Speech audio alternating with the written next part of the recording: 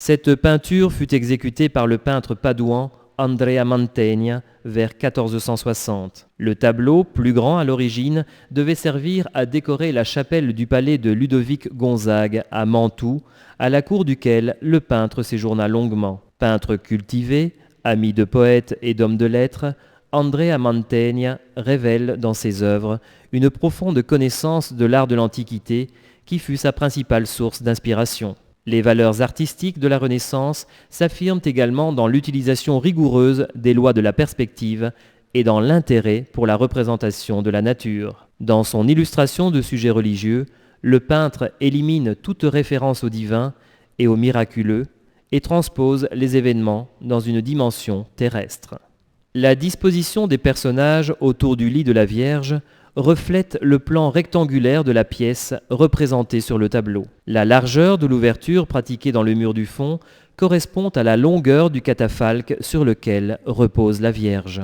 La perspective est centrale. Les rangées de colonnes représentées sur les côtés étaient reliées dans la partie supérieure par de grands arcs en plein cintre qui accentuaient l'impression de profondeur. La lumière, filtrée par la fenêtre représentée à l'arrière-plan, provient de droite et éclaire le rebord et les colonnes du côté gauche.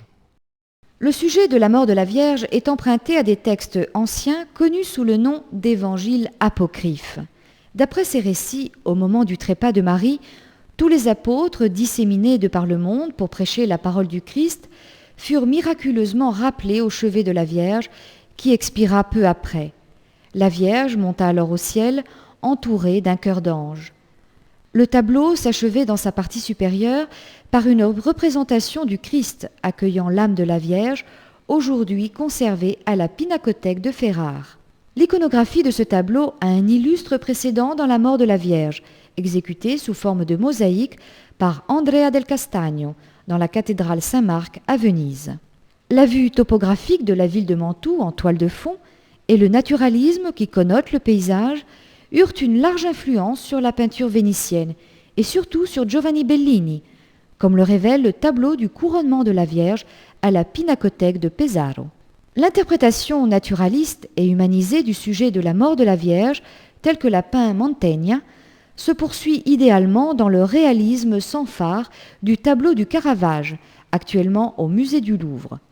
Tenu pour scandaleux, ce tableau fut refusé par les commanditaires et acheté par les ducs de Mantoue. La Vierge a été représentée par Mantegna comme une femme très âgée, allongée sur son lit de mort. La représentation n'a rien de surnaturel, au contraire. Elle se colore d'accents quotidiens dans les gestes des apôtres qui, tels des officiants, accomplissent le rite funèbre. Au premier plan, un apôtre encense le corps de la défunte. Saint Pierre, le premier pape, porte des vêtements sacerdotaux et c'est lui qui lit les prières. À côté de lui, un autre apôtre tient le petit seau contenant l'eau bénite. La gloire de la Vierge est évoquée par la branche de palmier que le jeune apôtre Jean tient à la main. La dimension humaine de l'événement est accentuée par le paysage que l'on aperçoit par la fenêtre à l'arrière-plan et qui représente la lagune de Mantoue.